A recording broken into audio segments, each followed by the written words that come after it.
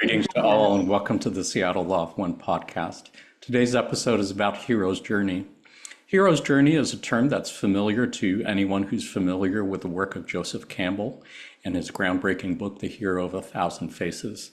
The entity known as Quo has referenced both Campbell and his mythology of the hero's journey more than a few times, using it to describe the path of the spiritual seeker who answers the call to look for deeper truths beneath the surface of what we think of as the real world, who faces tests and challenges, who has assistance from guides, both seen and unseen, and eventually returns to the real world as a changed person with new abilities and new perspectives.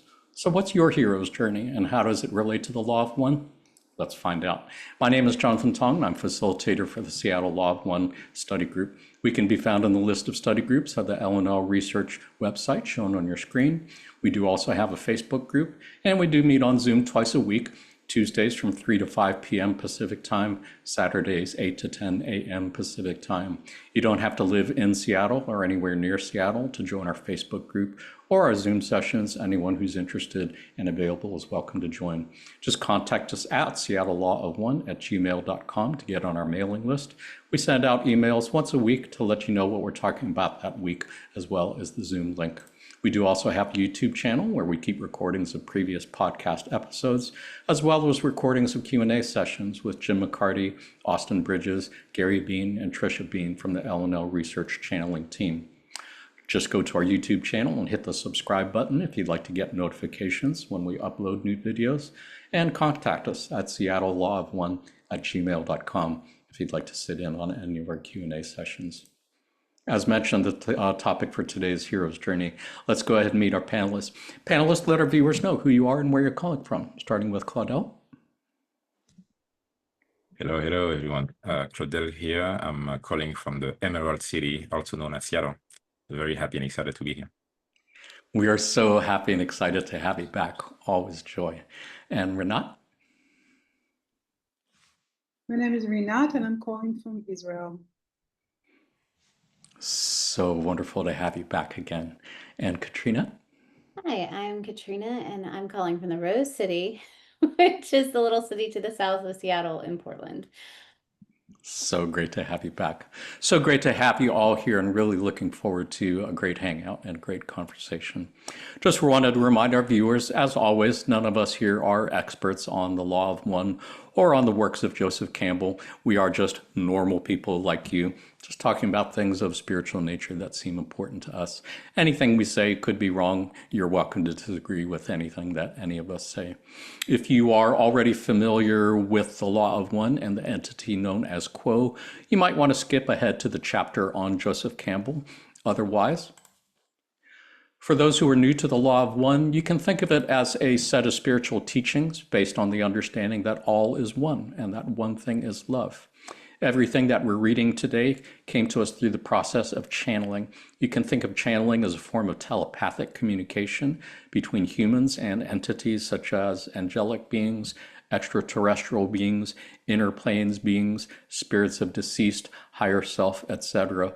A channel basically serves as a mouthpiece for other entities to speak through, and in this case, those entities would appear to be extraterrestrial in origin. There are two types of channeling that have been developed by our friends at LNL Research. Trance channeling is when the channel is in a trance state, meaning they are subconscious or unconscious as if asleep, meaning they are not aware of what words are coming out of their mouth as they're saying them. This is how contact was made with the entity known as Ra back in the early 1980s. Conscious channeling is when the channel is in a conscious but deep meditative state, meaning they're only somewhat aware of what words are coming out of their mouth as they're saying them. This is how contact was made with the entity known as Quo, starting in the mid-1980s up to present day. Who is Quo? You can think of Quo as a group entity made up of three social memory complexes: Ra at 6th density, Latwi at 5th density, and Hatan at 4th density. You can think of a social memory complex as a planetary consciousness. It would be as if the entire human population of Earth was merged into one group mind. You can think of densities or dimensions as different levels of consciousness or different levels of reality, since those two things are very closely intertwined.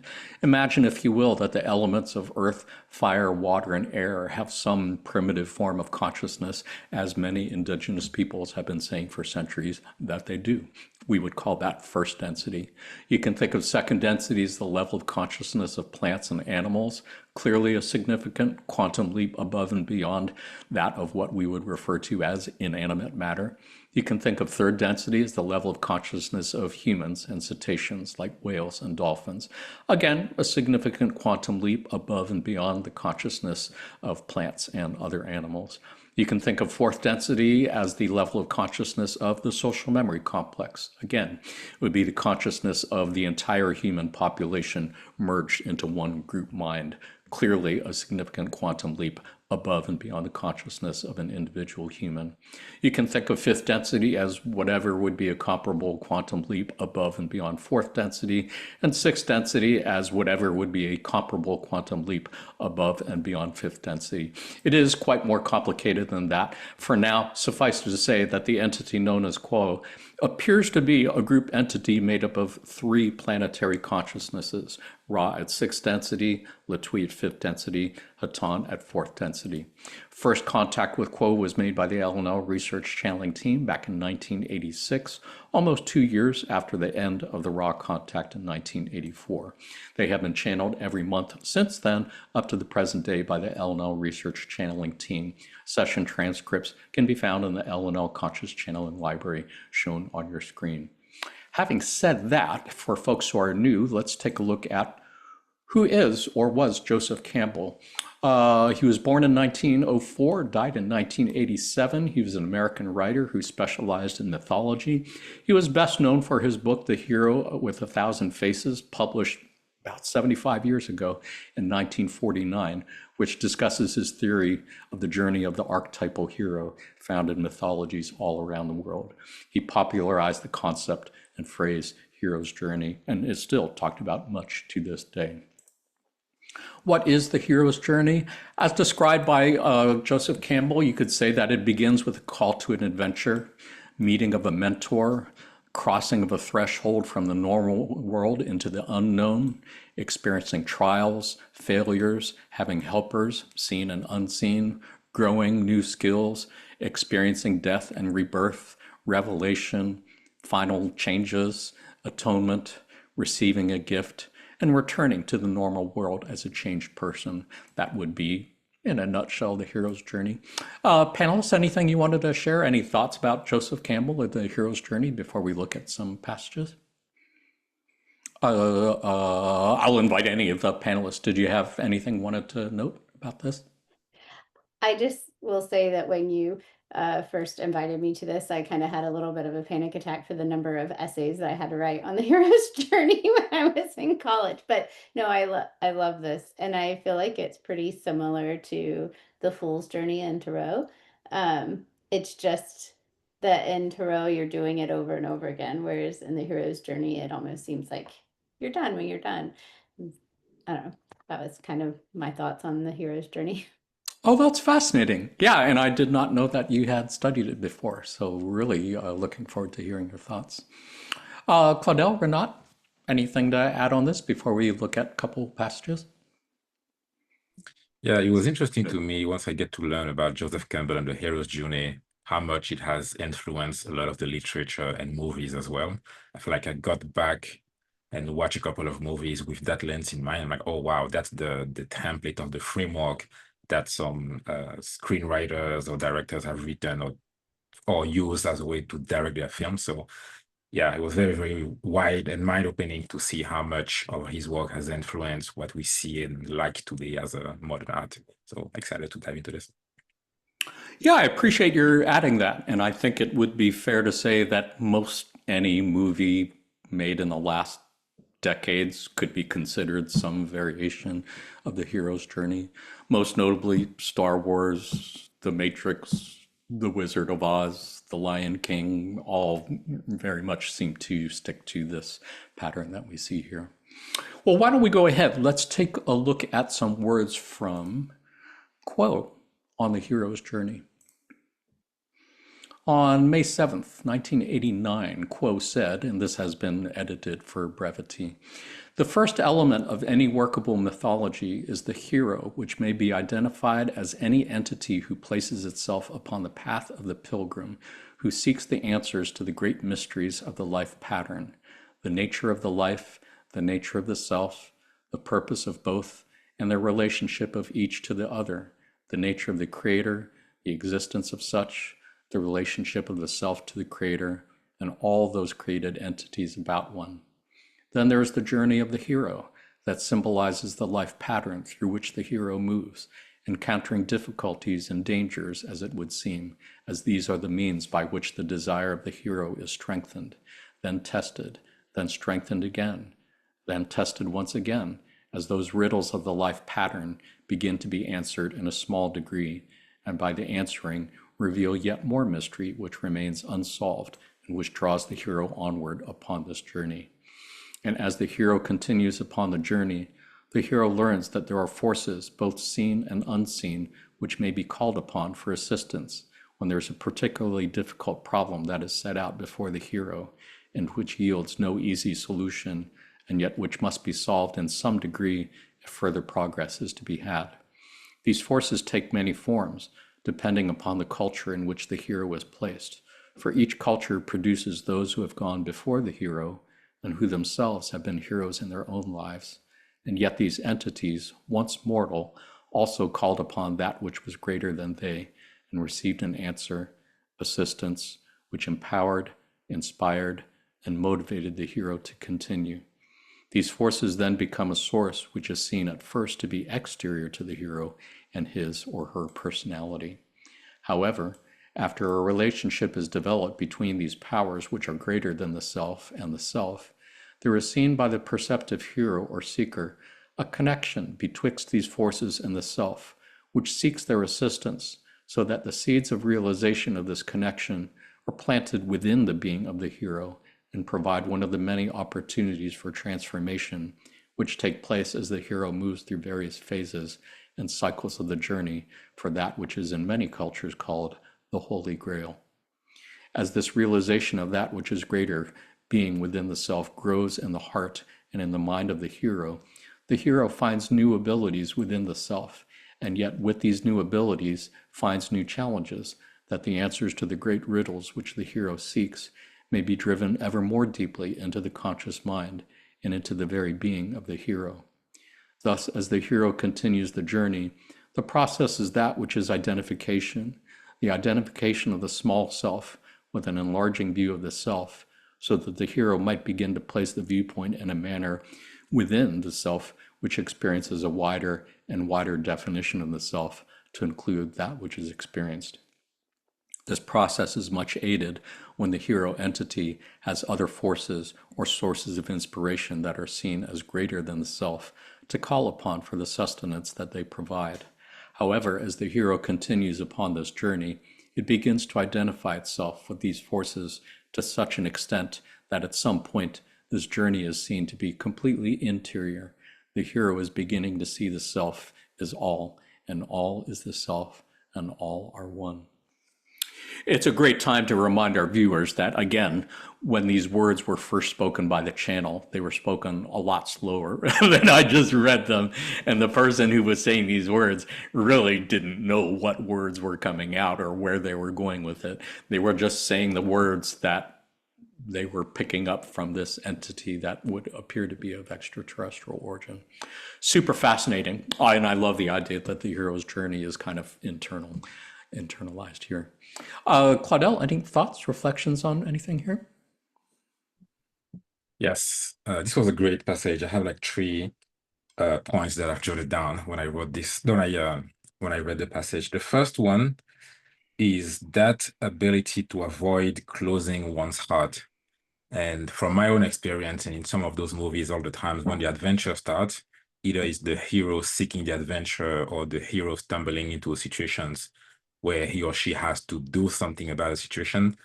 There's always that decision that almost feels naive from the outside, like, hey, it's Frodo going to an adventure to get the ring back to Mordor. It's Luke Skywalker having to go on that whole journey which again from the outside can seem naive because it sounds so difficult and so crushing, but somehow the hero manages to get into the adventure without closing its own heart. The second one is the disconnection from the world. Again, personally, or in those stories of movies, there's a sense of the hero being disconnected from the world in the sense that when they're encountering a problem or an issue, it seems as if at the beginning, very few understand. And there's a disconnection from their old self as well, because at some part in the journey, they're wondering like, why did I even accept or got myself in that journey in the first place? So there's an internal conflict trying to understand why the world isn't understanding what's happening, or how did we get ourselves into that whole situation. And then the third one is the dropping of expectations. So I like the passage around accepting the many helps, because that somehow along the way, as we're trying to solve the issues, the difficulties that life seems to be throwing at us, we find indeed an unexpected help, either in new friendships, in old friendship that somehow got rekindled, in meeting people that seem to be going through something similar. And it creates some sort of a fire internally that can't be put out. That's what the last paragraph around realizing that the internal journey is at the end what matters most, is we start having a lot more empathy. And I know personally with everything I'm going through, initially I had something within me wondering, like, with what I'm going through, why are not more people reaching out to me? What's happening? And then it made me more empathetic, because of like, oh, wait, when this or that was happening in that person's life, something was happening in mine as well that made me not reach out as much as I can. So I shouldn't be mad at people not reaching out. I should understand that maybe it's something I need to go through alone while they're going through something, because at the same time, I have help coming from other places. So yeah, it becomes a very internal battle, as in, okay, let me drop my expectations. I know this is hard, but at the end of the day, I know if I focus on myself and not close my heart, it's going to work out. And that fire comes from, yeah, those unseen places. I can really pinpoint how and why that belief is so ingrained. That's what I call the unseen powerful help behind everything. Wow, that is so beautiful. Yeah, thank you for sharing all those 3 points. Super powerful. Really hadn't thought of those either. I really hadn't thought of the open heart and the closing heart, or the naivete, but that certainly does seem to call back to what Katrina was saying about the fool's journey and embarking on a journey that seems like impossible odds, like Frodo has suggested. And yeah, the whole disconnected from the world part seems very much the wanderer's dilemma of feeling totally disconnected from this world. Really appreciate that. Renat, any thoughts, comments, reflections? Yeah, I have only one big thought, but I'll summarize it. This whole thing makes me, those quotes make me think of the pre-incarnate agreement, the contract we make, the plan we make before coming into third density, into a physical body with a brain that leans towards animality. So I think, yeah, I shy away from the term hero. I see it more, maybe as a writer, protagonist. We're protagonists of our own scenario, and that scenario has to do with that pre-incarnate agreement. Now, how much, to what extent do we fulfill that promise or that plan, execute a plan, because of developed forgetting here, and it's all gone. We had a plan, it's all written, gone. But somehow, although we forget, we also know. So I guess when you're young, it's hard to see it, but when you're older, and by older, I mean, I don't know, 30, 40, you look back and you can see if, things made sense, or there were a lot of missed opportunities, too many. So when I look back, and I had quite a journey through quite a few countries, met quite a few people, and at the time it felt random and mysterious, and it took me quite a while to put all the things together and like, oh my god, yeah, that person who's right there in the right moment, if not for them, this and this wouldn't happen. And, so I don't know to what extent I'm fulfilling my agreement. But if one is happy and content with their life, even if it's challenging, then probably there's, a good chance we're doing it. So how do we know if we don't and we do? I think if we feel happy in our own skin, and we are basically happy. We know we can deal with stuff. It's not relative happiness. I got a job, I didn't get a job, I lose a boyfriend, I gain a boyfriend. No, it's like underneath it all, it's all fine. It's a rocky road, but it's fine. The boat will get to shore, just trust. So that's Yeah. Yeah, appreciate your connecting that to the pre-incarnative planning, because again, that was another thing I hadn't even thought of in this whole process. And yeah, it's fascinating to contemplate that what we are describing as the hero's journey is something that we planned with our higher self before this whole thing started. That's just kind of a trippy thing.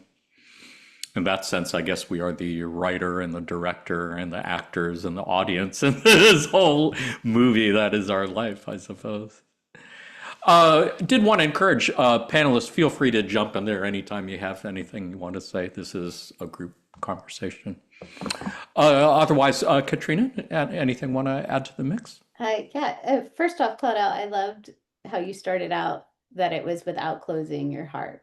Because I think that it's so hard in this world to keep your heart open because there's so many things that come at us that make us want to protect it, right? And then Renat, I feel the same. It's hard to call ourselves heroes. And I feel like that's something across human nature. Like most people don't want to think of themselves as the hero in their own story. But if you're not going to be the hero in your story, who will be? So I think it's important. When I was going through this passage, something that stood out to me was the desire of the hero being strengthened. Like I loved thinking that in a way, because I think in my life, it's always your desires eventually come true, right? And so when you see what's going on in your life, it's trying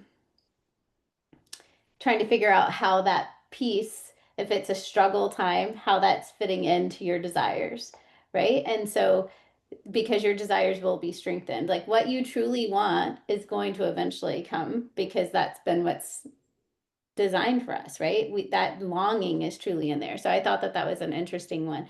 And then I also saw so many times where it just kept saying how there's people along the path to help, seen and unseen. And it's just that reminder of how much we are connected and how much we all need each other and each thing, and how beautiful that is, that it's going to be hard and you're going to have these struggles, but you're never going to have to fully do it alone. Even when you feel like you are doing it alone, you have your higher self and spiritual guides, and most people have connections here. I think, unfortunately, sometimes we just feel like we can't reach out when we should, but I just thought it was so beautiful to think about how connected we all are. So yeah, those were my little points on those. Yeah, I appreciate that. And it is a great reminder that both Ra and Quo have said many times that each of us has what they refer to as a guidance system, or what some may call guardian angels. We all have a number of spirit guides who have been assigned to us, or who have been attracted to our purity of desire, who want nothing more than to help us do what we came to this incarnation to do. But they do wait to be asked, because they won't violate free will. So as you're saying, that assistance is there, both maybe in incarnated entities who are part of our lives, as well as disincarnate spirit guides who will help us if we ask for the help. There was a podcast episode we did on angels and archangels where we got into that a bit deeper. Encourage our viewers to check it out if that's something of interest to you. Did anybody have any other thoughts wanted to add on this passage before we look at another passage on another topic? Yeah, maybe one thing quick on the last one. This process is much aided when the hero entity has other forces or sources of inspirations that are seen as greater than the self to call upon.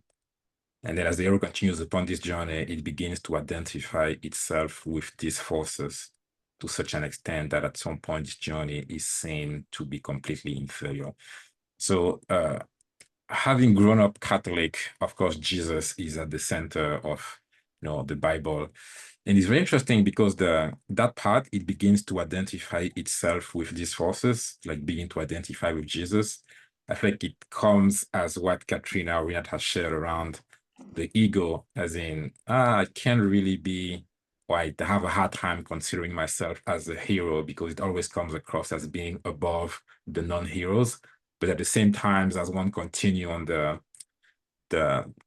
seeker's journey, going through difficulties, that sense of like, wow, with everything going on, I'm still here, right? With all the difficulties that Jesus has faces, I'm somehow closer to ego. So there's almost an internal battle to, yes, we want to aspire to, again, be close to a figure as Jesus, very inspired, but as close as we get to him, there's always like, but is my ego trying to get to me to the point where I'm trying to compare? So it's a very interesting battle. I'd love to hear how and if you've gone through something like that, because for me, it's something I almost have to balance, especially because I come from a culture where humility is so important. So you're not supposed to see or present yourself as superior. So in the way I talk or even behave, there's always that duality going on. So we'd love to hear if any of you who's gone through that. Jesus, Claudel, how long have you been in the United States? From far as I can tell, humility has never been considered a particularly high value in this culture. It's always about being better than the others and whatever. Yeah. That's a great question, though. What do you think? Katrina, Renat, any thoughts on those excellent questions? I was gonna say, like, I think it's funny that you say humility is not something that I agree it's not, but coming from a female perspective, like I'm supposed to be seen and not heard a lot of times, right? Like, and you're supposed to just put on the good. And so you see something that's going on and you're like, maybe I could help, but you don't know how to, I don't know. That's Mine was- patriarchy. That's not humility. Yeah. if we're too out there, then we get burned. But mine was when you were talking about Jesus, it brought up that, like, I was raised Christian as well. And I remember when I would go through hard times, you're always taught how so many people have it worse, to be able to be thankful for what you have, or at least that's the way I was taught. Like, I should be thankful for water because people don't have water. And so, like, which is true, 100% true. But it always made it seem like if I was going through something, well, there's people going through worse. So Jesus can't deal with mine right now. I can deal with it myself. I'm not going to ask for help, right? Like, and so it was more how much I was going to have to do it on my own. And it wasn't until I realized, no, we're all here together. We can all, so it was an interesting dynamic on that one. But as far as helping people through it, I mean, I think the biggest thing is they have to ask for it, right? It's probably the hardest lesson I've had to learn. Definitely. Yeah, great points. All of those. Thank you. Renat, any thoughts? Anything to add? Regarding humility or shying away from the hero concept, I feel that it puts a lot of pressure on me if I see myself as more than I'm sorry, coming here to this planet, I feel more of a sucker than a hero. So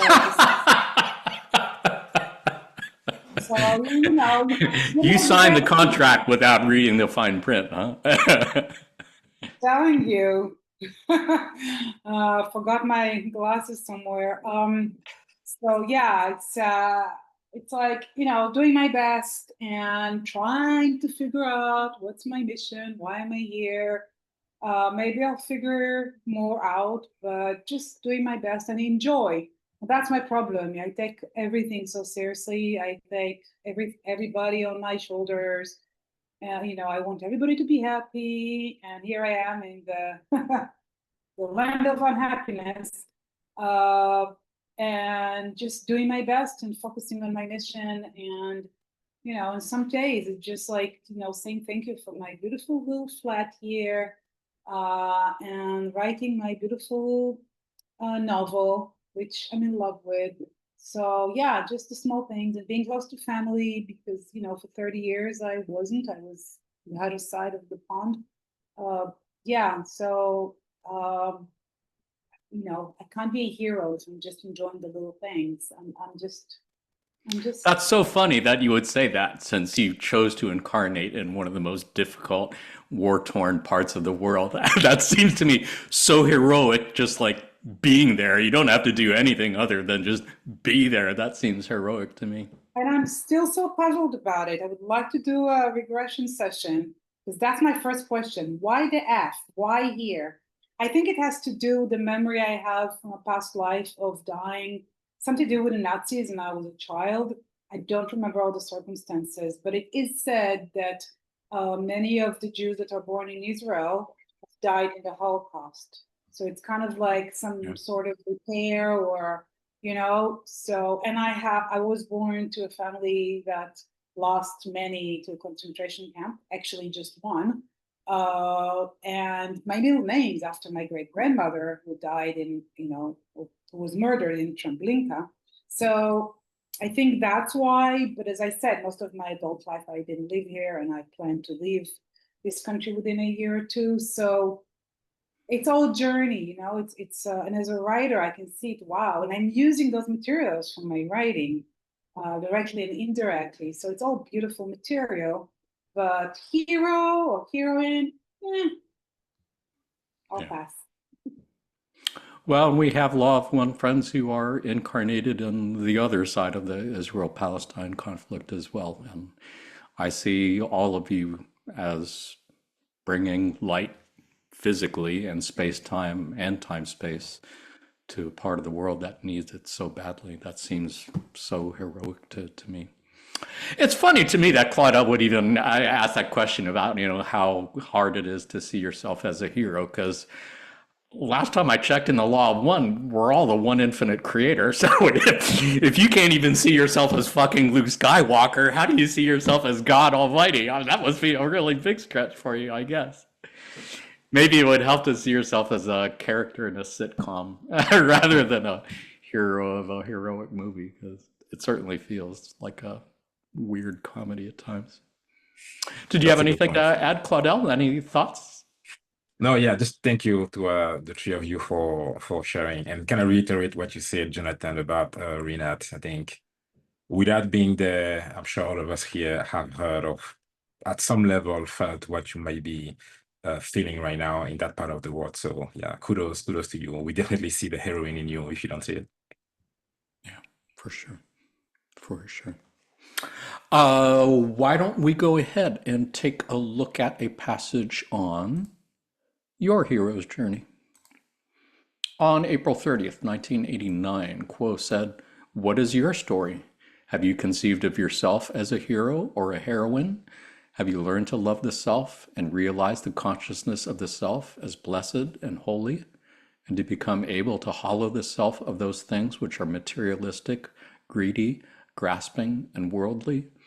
The hero must lose a great deal of emotional and mental baggage, must unlearn the biases of pain and suffering found in childhood experiences and adult experiences as well, so that the life is self-forgiven, the self is seen as consciousness, which in essence is holy.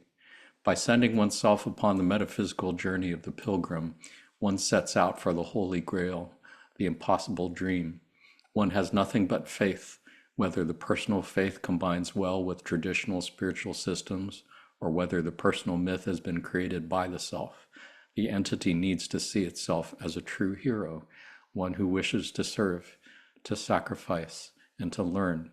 With the heart open, with the intellect disciplined, the traveler begins to learn to feel the natural feelings of consciousness.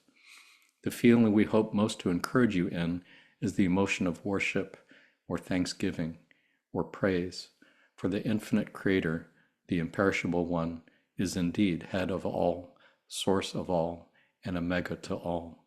You are all, indeed, a portion of the infinite creator, And when your personal myth, your personal journey has been enough refined, and we are not at that state yet at all, you shall one day gather that consciousness in its purity, having burned away all the dross of illusion, and move once again into the uncreated love of the one infinite creator. Echoing quite a few things that Claudel was asking about just a few minutes ago. A wonderful way to look at Quo's response to that, I suppose. Renat, any thoughts, reflections on anything from this passage? Yeah, it's funny how the beginning just answered what we was asking, what we just answered. So it's like the answer came before the question. But I would like to pause on the Thanksgiving in the third paragraph. And that, to me, I've learned through the years, is the key. And it's the opposite of the victim mentality, which is very easy to fall into. And that is such a quicksand, the victim mentality, really hard to get out of it. But when you exercise Thanksgiving, and it can be small, you can be in the most shitty way, but you can say, thank you for the breath I have. Thank you for, this one person I know and love, even if that person is not alive anymore, what they gave me, just it's always something to feel thankful for, always, even if you're in the darkest cave, there's always, a little candle you can find. That's how I start my meditation every day, Thanksgiving. And now it's just a feeling that just floods me, just kind of slowly washes away all the, all the blah. But when I taught myself to exercise Thanksgiving, I would actually make a list, of all the things that I'm thankful for, starting with the roof above my head and the food in my fridge and all the people that I love and appreciate and can call right away if I need something. And just, it really changes something in your brain. It does something in your brain. Just, it does. That shift is real. And then when you exercise it, just like any muscle, it becomes, your to-go muscle, and it's easier to feel that throughout the day. So I really like to pause on Thanksgiving and encourage anybody who's watching it to make a focus on that, and also to give this, this idea to other friends and family who are struggling. It seems so trivial or insane if you're in a bad spot, but it does change everything. And then when you light this little candle of Thanksgiving, it brings more and more things to be thankful for. Yeah, I appreciate you bringing that up. That is a part of the passage I hadn't really keyed on so much, and certainly want to acknowledge there are probably quite a few people in the world who have a whole lot of reasons not to be thankful and who seem to be experiencing one shitty moment after another each day. And yet, as you said, maybe that's part of the hero's journey for them to look deeper and see if they can discover and find something or some things to be thankful for. Katrina, anything to add? Yeah, I loved that you're so passionate about Thanksgiving and praise and like being thankful. I mean, my daughter has definitely had a rough couple of years. She did just graduate college on time, which I'm super, super proud of, but she's had her boyfriend and friends die in a car accident. And so during those times, it was hard to parent her coming from all of my abuse and background. This was her first huge trauma in her life, and like how do you tell her to be thankful for like the small things, right? And like when she's sitting here so sad and grieving, but I knew how important it would be. I know how important it is when you're in those dark places to remind yourself of, yes, be thankful for the breath, be thankful for the tree, be thankful for, there's always going to be something that you're going to see. So what, thankfully before all of this had happened, I had started working with her on like hey, when you're in a good place, write down some things that you are in love with and write down some things that you're thankful for. So then when you're in a dark place, you can. And I just truly believe everything in me that her being able to have that as she went through the dark place, like it was that reminder that it's not always going to be bad, if that makes sense. So being grateful is a huge, huge thing. I kind of took this passage as completely working on your shadow self, like having to, the hero must lose a great deal of emotional and mental baggage. Like for me, that being able to like lose that emotional baggage and unlearn the suffering from childhood and all of that, to me that's been a lot of my work of my shadow side of integrating those things and healing that inner child so that she's not pitching little tantrums on a regular basis.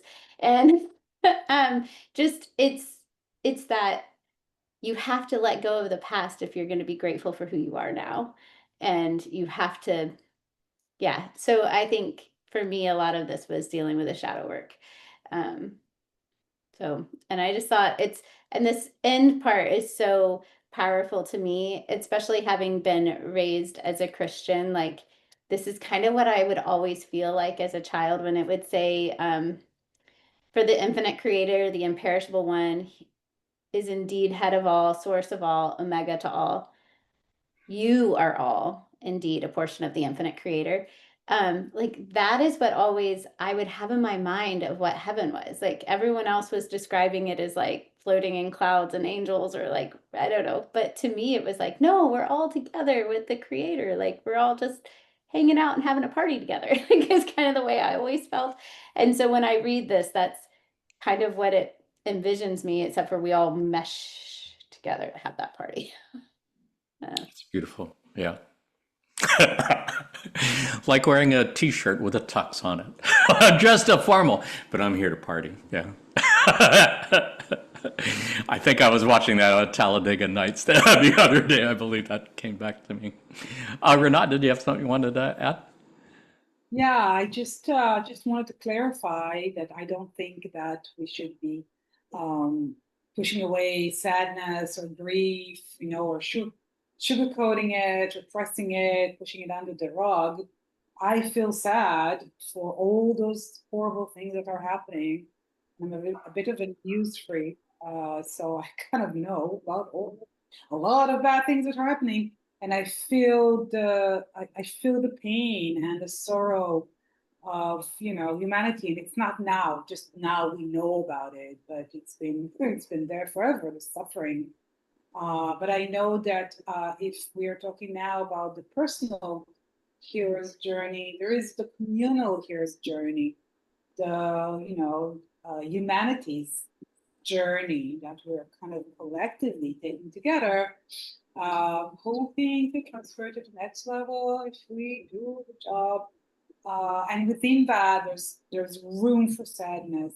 It's just that if it's a matter of balance, finding the balance. And at some point, if you're sitting and grieving and being sad, saying, "Have I had enough? Am I ready for something a little better? Have I maximized the bad and now ready for we'll drop weight?"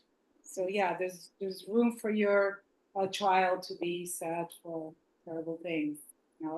It's important to do, because some people brush it off and it doesn't go anywhere, just waiting there like a monster.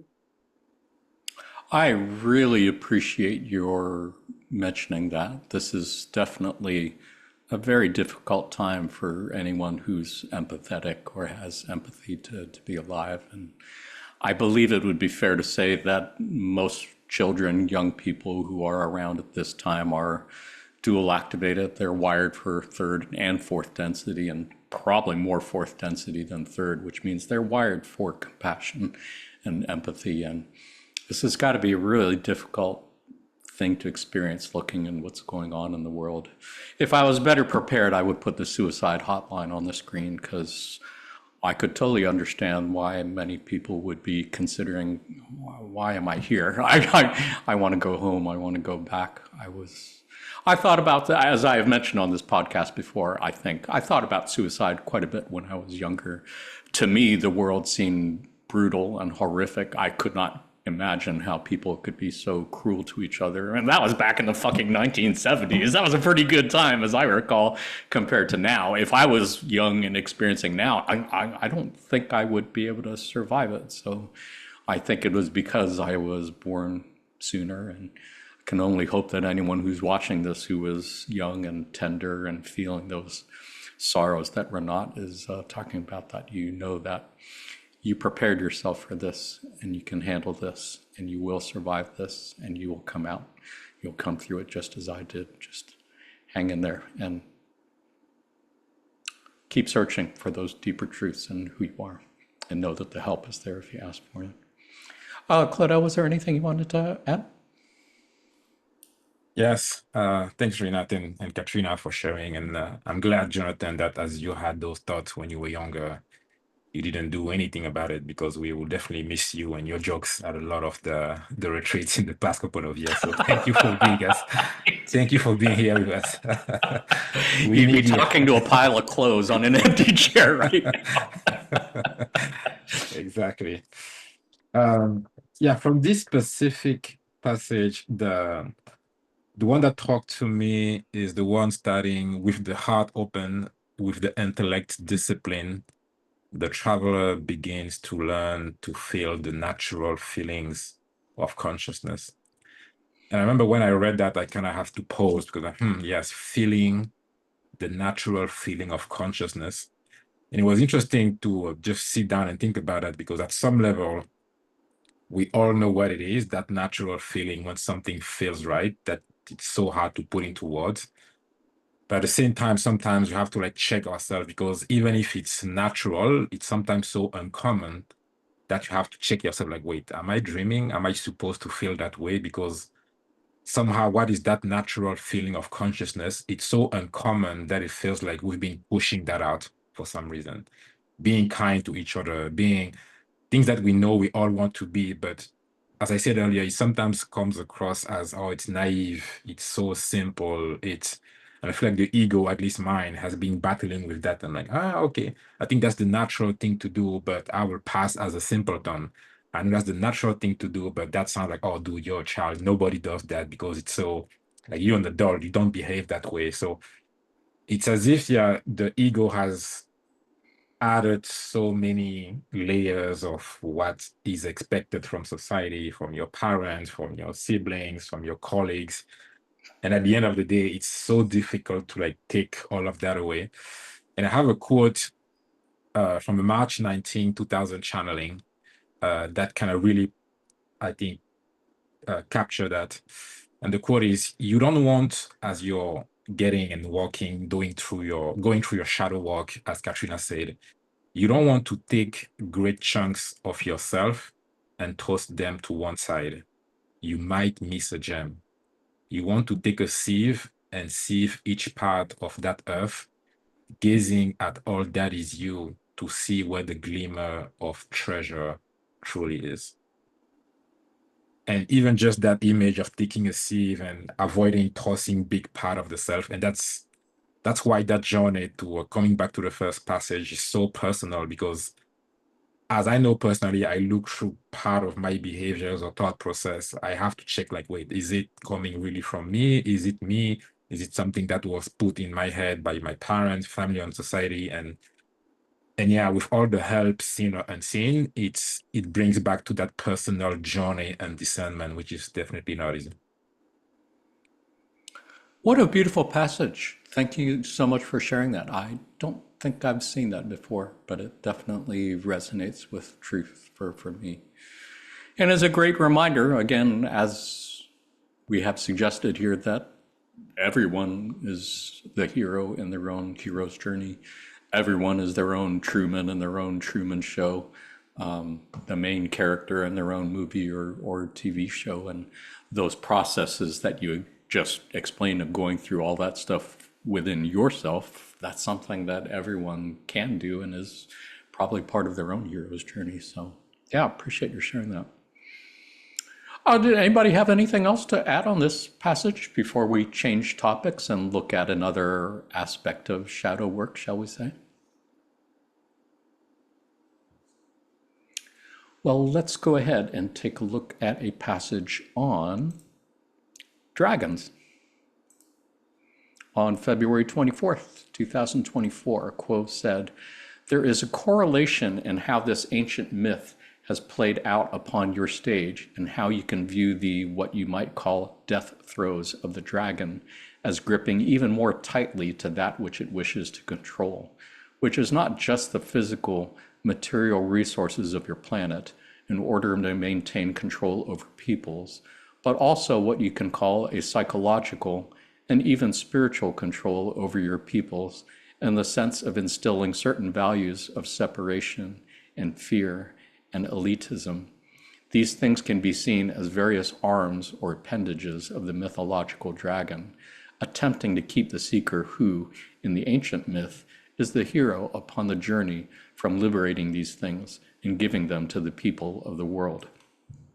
The deeper aspect of this myth that we feel was unrealized at times in your past, but is more alive in groups of spiritual seekers, such as this group, is the realization that the treasure being guarded by this dragon is indeed not literal material treasure, just as the literal material resources of your world are secondary to that treasure that can be found within the self, if one is able to recognize that this dragon, in its appearance as an external force, is first grappled with within the self, that in journeying through the inner caves of one's own mind into the deeper and deeper subconscious levels, one may face many difficult aspects of the self that can be seen to be vicious and can be externalized as those things in your world that you do harm and cause fear and express selfishness and greed. For all of these things live also within the self, and as the hero's journey is deeper within the self, being able to release one's fear and aversion to these things and integrate them, one may discover that treasure that lays deep within, and that treasure being the true nature of the love and the light of the one infinite creator that exists within each person and each seeker and is available to all if one simply is able to recognize the reflective nature of that which exists outside of the self as being an aspect of the self that cannot be rejected, cannot be abhorred, but instead is all part of the one infinite creator that you are. And to realize this fundamental treasure, to realize your true nature as one with all and the one infinite creator. Yeah, so many gems of treasure and wisdom and love to look at and unpack from this passage. And I guess the main thing that reminds me of is the shadow work that we have mentioned so many times, that the dragon, which seems to be an external thing that wishes to do us harm, is in many ways really just our shadow self, some reflection of our inner selves that we have not accepted and integrated. I would think that is a key part of any hero's journey. Any thoughts, Katrina, on this passage? First off, I love that it's dragons. I'm sorry. I just think it's awesome. But when I first started reading this, in the first paragraph, I was all like, oh, yeah, those service to self people, they're so selfish, blah, blah, blah. That's going to give us more resources on how to help deal with those service to self people. And then the second paragraph hits, and it's like, oh, more work for more inner work. More inner work. Which I guess Not what I wanted to hear. once again, healing that little inner child that's going to throw her temper tantrum. But no, I think it's important for us to like understand that there are these like cultural and bigger issues of people wanting to instill fear and elitism, and that make us think that it's us against them, right? Because otherwise, how do you get someone to go to war? But understanding that the more we do that inner work, the more we get into those deeper subconscious levels, they're being able to feed on something that's already within us, because we're all the creator. So we're all one. So we all have it. And it's that reminder that, I can think I'm doing all the spiritual work and doing everything that I'm supposed to be doing, but there's still always going to be areas until I take my last breath in this life that I'm still going to need to work on, right? And I love that it puts it in a terms of look for the things that you're being selfish about. Look for the things that you're being fearful about. This last year in my adult life, money had not been something that we had really had to struggle with. I had to struggle with it when I was younger. And so I really thought that I had worked through all those struggles and that I wasn't going to have any problems like being selfish or anything, because I've always just been like, give it away. You can't take it with you. And then my husband lost his job, and towards the end of it, I started realizing, oh, wait a second, now what am I fearful of losing? Like, what do I need to let go of? And so there was quite the work that I had to do on that, of making sure that greed wasn't bringing its way in, and that fear of, well, what if we end up not having a place to stay? And I'm like, wait, we have cars paid for. We have, it's those reminders. It's like and it's all worked out. Obviously at least I learned my lessons that I needed to learn. I don't know if my husband's and we're gonna have to go through it again or not. But I feel like I needed to learn quite the things that I could still have fear and aversion and selfishness, because I think I thought I'd worked through all of that. And until I was put into the situation again, I realized that I was still holding on to things that I needed to let go of. So there was that treasure piece in all of this, of finding that there was still so much to work on. And once again, that shadow side. So yeah. Well, it's such a huge challenge. I think it would be fair to say that a key part of the hero's journey is indeed facing some of your deepest fears. And yeah, certainly for any of the hundreds of thousands, millions of people, I don't know, who have lost their jobs recently, been laid off, or had funding cut to their programs. Yeah, I mean, that's deep red raised survival fears that we're talking about. And I'm not sure how helpful spiritual talk is to somebody who literally doesn't know if they're going to have a home to live in or have food to eat, or is already in that situation. So appreciate your making it real in that way. Claudel, anything to add? Yeah, +1 on Katrina. I should I like how they call it dragons, not something else. It's a good one. I'll also suggest for those who haven't, there's I don't know if it's Disney or Pixar movie. Actually, Pixar is Disney right now. How to Train Your Dragon. It's actually funny because if I remember correctly, it's the story of a boy in a village, and in order to gain acceptance as he becomes a man in the tribe, he has to go slay a dragon. And as he captures the dragon, he realizes that, oh, he actually befriending the dragon, and there's no need to fight the dragon, but to actually integrate. So as I read that, I was like, okay, wow, was that movie based on Discord? Like, what's happening here? But yeah, that quote definitely stayed with me. Like, as one may face many difficult aspects of the self that can be seen to be vicious and can be externalized as those things in your world that you do harm. Yeah, it's difficult, especially when one is going through difficulties. We're talking about jobs, and I've been laid off in September from my role. And although I've been in a very, very lucky position to not have to worry about where I live tomorrow or what I have to eat, it had for a short time a surprisingly impact on my ego, because stepping out of it and not having that 9 to 6 or 9 to 7 work had to force me to redefine, what exactly is my value? What am I providing? How do I use my time? That I have so much free time in front of me, wait, I wonder how my cousin is doing. I wonder how my mom is truly doing. All of the people in my life that had such a big impact, I realized that for so many years, I was focused on, getting the next promotion.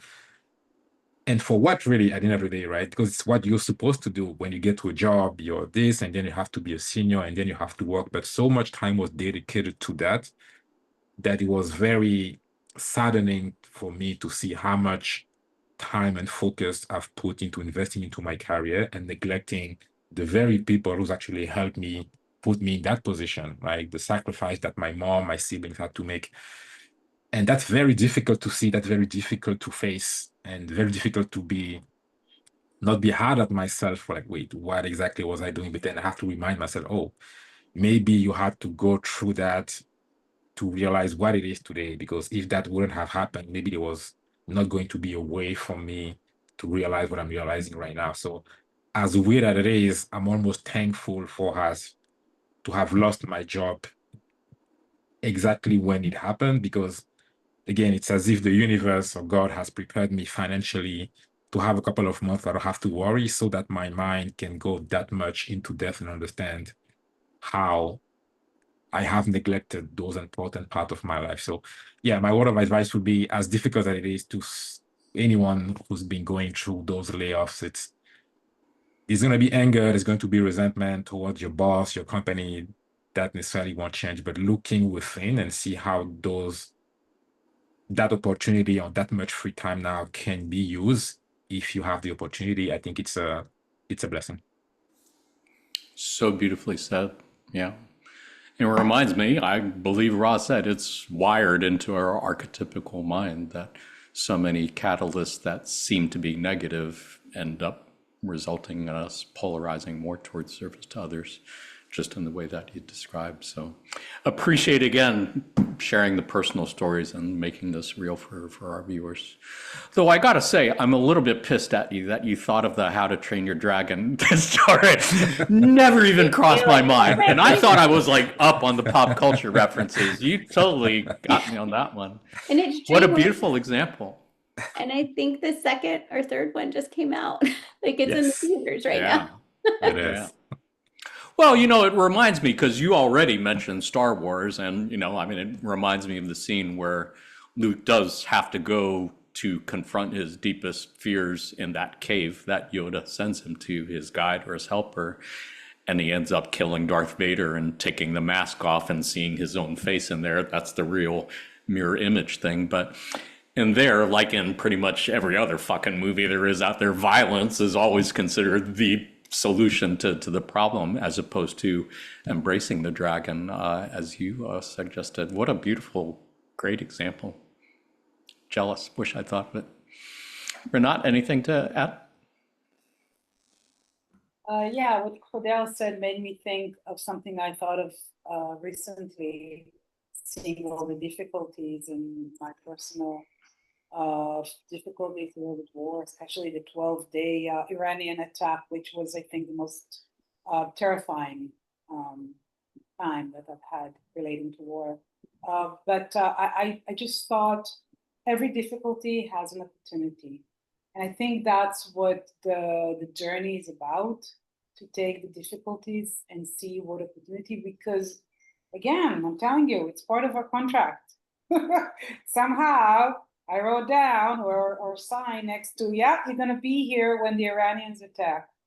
You're gonna, and there's something to be learned. I'm like, okay, what new skill can I develop? And I can, it's very abstract, so I can talk about it another time, but I did it. And I shared my thing with others, and people that are not spiritual said, yeah, that makes sense. I talked about energy. Okay, I said, if the missiles are energy, then I can create a shield of protection that you can't see, you can't touch, but it's the same energy. And I said, yeah, makes sense. So yeah, I sat here and did that for 12 days, and I hope to never do it again.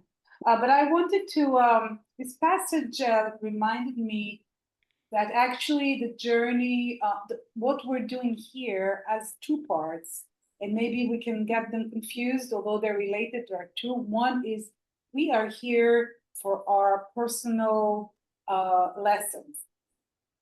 And if we are contributing to anyone or anything else, that's a bonus, that's great. But I think that a lot of people are caught, people I've met, caught in this, what am I supposed to do? I'm supposed to help others. Like, no, you're here to do your own little course, focus on that, and if it helps other people, hurrah. But yeah, we have to remember those two parts are related, but not the same. So that's my 2 cents. Indeed. Yeah, thank you for sharing that. Your audio was a little bit in and out at the very end, but I think we picked up on everything. Yeah, I really appreciate your mentioning earlier how the hero's journey can be seen not just as the individual person's hero's journey, but how we as a collective are also going through our own collective hero's journey. Again, I had never even thought of that, which is, again, why I love these panel discussions, because panelists always think of things that I hadn't thought of or see things that I hadn't seen. So yeah, it's a beautiful, powerful way to look at all of this, I think.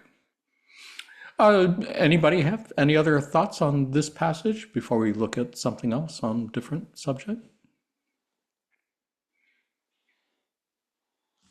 Sounds good. Well, let's take a look at a passage on piercing the veil. This is from that same session on February 24th, 2024, a little bit later, where Quo says, "For what you see about you is indeed what we call an illusion. And the ability of storytellers and those who weave mythologies and consistently discover the same patterns through the storytelling are indeed piercing an aspect of the veil and revealing to the self something that lies underneath. We would clarify that this thing that is being perceived is more akin to a clearer vision of the archetypical mind as developed by your sub-logos. Indeed, the sub-logos created a set of conditions for the self that includes the veiling that you experience within the third density.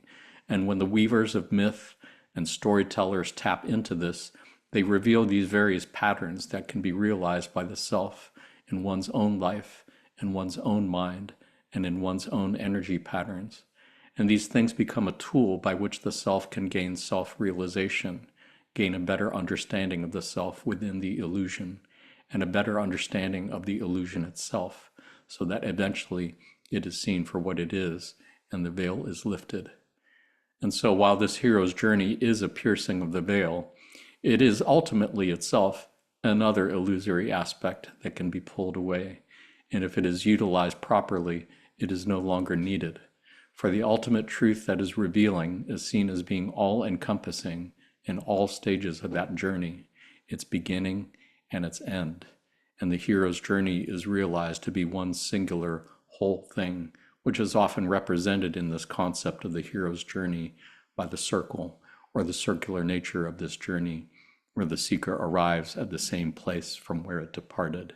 And this is a key aspect of the so-called process, that you never truly left your home from the one infinite creator, and your journey through this illusion is built in order for that creator to experience this journey for itself. A great reminder of the diagram that we looked at the beginning here, which expresses the hero's journey as a circular pattern where one arrives back at pretty much the same place where one started, but a changed person with new abilities and new perspectives. Claudel, any thoughts, reflections on this passage? Yeah, the only thing that came to mind here for me was indeed the reference to that circular pattern. I know it has happened to me many times where I will be waking up one day and have a lot of thoughts coming about specific events. I'm like, wait, why am I thinking about it so much? Why is it saddened me so much? I thought I was above that already. I thought that was behind me. I thought I was done with that part of my life. But then very quickly, the time that it takes me to dwell in those thoughts keeps getting shorter and shorter before I get back and snap out of it. It's like, oh, okay, that's okay. Don't forget what you have realized. So it kind of forced me to realize that, oh, that circle is actually shortening the time between a catalyst happening, something negative happening, and me realizing actually it's not that bad and moving forward. So as that circle keeps on going, it's that times keep getting shorter and shorter. So it's a good reminder for me that even if it seems I am still at the same point, that would be not being fair to the work that has been done. Because even if you're in a circle and you're coming back to the same place, you still need to go through all the circles. So you can't neglect that. It might seem as if you take the same picture, you're on the same part of the circle, but forgetting the motion that was needed to get back to that part of the circle. So it's a good way for me to represent the work that has been done, and hopefully it's helpful. Yeah, it reminds me of what Katrina said, I think, earlier in the process, where she was picturing the fool's journey as being ongoing, whereas the hero's journey is kind of a one and done thing. And I'm not sure if I was interpreting that correctly, but yeah, I think certainly from my own experience, like yours, I see the same kind of coming back again and again to recurring lessons, recurring catalysts in my life. But in some ways, it's shorter as I learn how to dismantle the triggers that would have caused me to respond in a less loving way. I've gotten a little bit better at that. Upward spiral is, I think, how they often portray our spiritual growth. You come back to the same place you were before, but a different person. Renat, any thoughts to add? Yeah, if we're throwing cultural references, that made me, I just realized makes me think about The Alchemist by Paulo Coelho. If any of you haven't read it, I truly recommend, but it's basically about, well, spoiler, but it's part of my thing, let's just say, about a boy who sleeps in some place in the desert, and he has a dream about finding treasures, gems. And he goes through a journey in the landscape, and he marries and he meets people and he faces dangers, and he ends up at the end of his journey in the same spot where he had the dream, and he realizes he has to dig in the soil and to find a treasure. And that's really a metaphor or a simile metaphor for the treasures we have. So at the beginning of the journey, we have those treasures, but we need to kind of do all the discovery and to shed all the layers of doubt and etc. Find those inner treasures, but we're born with them. They're there. We brought them from the life before and the life before the life. So it's about honing, finding and honing. It's there. It's already there. That's my. Yeah. Yeah, and it reminds me of that passage where they said the treasures which seem to be external in the mythology are really reflections of internal treasures that can be found within ourselves, as you said so beautifully. Katrina, anything to add? Well, when I first read this actually back in 2024, it made me go back and read The Alchemist because that's what I had to do my literary essays on about the hero's journey. And it was so interesting reading The Alchemist more from a spiritual perspective instead of from a school perspective that I was needing to write, all the literary aspects of the hero's journey, because it is in it's in so many different aspects of all culture and everything, right? But and when I remember when I first read this, I was just still at that point of like, why does our sublocus need to make everything difficult? Like, why can't we just, right? Like, why do we have to learn through all the hard? And I obviously know that we have to, I mean, what happened on Venus was like, everyone was la la, and no one would progress. So I get it that we progress through pain. And so, it's just interesting when you're in the pain, you don't necessarily want to remember that you progress through pain. But the other part, I'm glad that you brought up the spiral, because when Claudel was talking about the circular patterning, you end up at that same point. I always feel like maybe that same point is just a little bit off to make that spiral the start of the next, is kind of the way I've always pictured it. Mathematically, it can just be a millimeter, but at least it's a millimeter. Right? Or inches for those in the American audience. Yeah. We still haven't done metric yet. I just think but I also thought it's really interesting that it says that the sublocus has a set of conditions, but that those can be removed through like self-realization. And I just thought, wow, how interesting could that be? Like, does that happen as a consciousness, like as a whole planet that it would be removed, or is it for individuals that it's removed? Like if you've hit your point where you've learned what you needed to learn and then it's just removed for you then. And so I don't know the answer to that, but it's just, it was an interesting dynamic for me on that one of like, well, if it's removed, then what do you still have? Um, I also was thinking about like how we've talked so much about pre-incarnated choices and everything, and I don't remember which passage it comes in, but I do remember there's one that kind of talks about how sometimes your pre-incarnated self like thinks that it can handle way more in this lifetime than it really can. Like, so when you're making those choices, sometimes like that's how you get stuck or put in the place of indifference. And so when I see so much pain and I see people just stuck, I just think, oh, I hope, I hope they can get out of it, and I hope they can learn the lessons that they need. But then I hope if they can't in this lifetime, the beauty is you get way more, right? You get lots and lots of choices. And so I just hope that their pre-incarnate self the next time goes, okay, so maybe instead of 100 lessons that I'm trying to learn in this one, maybe I try to learn 5. I don't know. That's kind of where I was thinking about that. But yeah. For sure. Yeah. Yeah. I think they have made comments, observations like that more than a few times, for sure. Yeah, I appreciate the thoughts on all of that. I think the only thing that kind of stuck out for me in this passage that I haven't really heard that much about yet is just how, where they say, whatever, when you complete your hero's journey and you come back to the real world with a better understanding and a clearer vision, it's really just another illusion. The deeper reality that you're seeing is really just another layer of illusion to peel away in, which means you probably have to go through another hero's journey to see beyond that illusion to the illusion beyond it. And I think even Quo said even to them, hundreds of millions of years ahead of us in spiritual evolution, they still don't know what reality is either. They said every time they seem to be approaching reality, it just recedes farther into the distance like a carrot on a stick. So it all ends up being one illusion after the other, which is a trippy thing to contemplate for sure. Something to look forward to, I guess. Oh, yeah. Anyone have any other thoughts on this passage before we take a look at another one? Jonathan, what you just said reminded me of one time when I was on a journey on mushrooms, and it was talking about seeing reality and not seeing reality. And then it also comes into the whole that we're all part of the one infinite creator.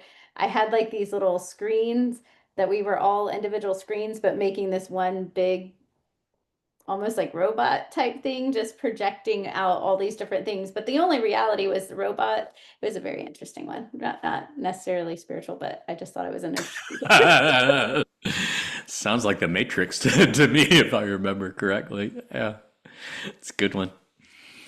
Anybody else had anything they wanted to add before we change screens? No, just very quickly to Katrina's questions around people's ability to even seemingly go beyond the rule of the logos. I think there's a passage where Ram mentioned, I don't know if it was Ram or Paul mentioned that about negative entities being able to affect not just people incarnated, but people beyond that. So I'm assuming that if it's a possibility to negative entities, an adept on the service to others path might get to a level where, yeah, he's able to influence more than the physical rules that we have here. But yeah, that apparently takes some serious work to get there. For sure. For sure. Definitely above my pay grade at this time. Beautiful observation, as always. Anybody else have any other gems of wisdom or love they want to add on this passage?